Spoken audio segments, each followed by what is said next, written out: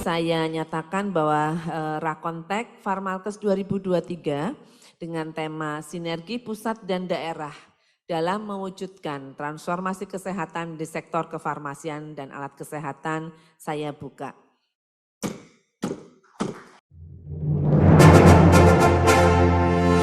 Pengumuman pemenang Farmalkes Award.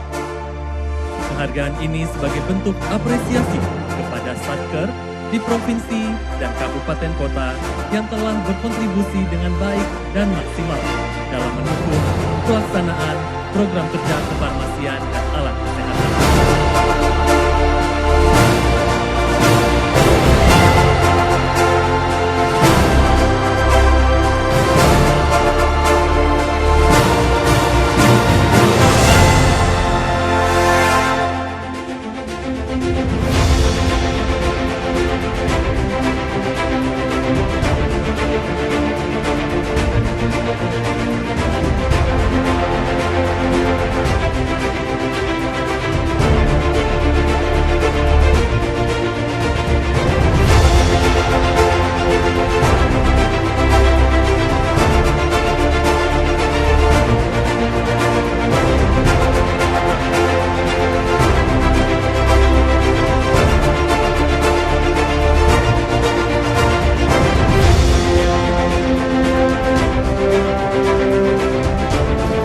Provinsi dengan kinerja terbaik di bidang kefarmasian dan alat kesehatan tahun 2022 diraih oleh Dinas Kesehatan Provinsi Jawa Tengah.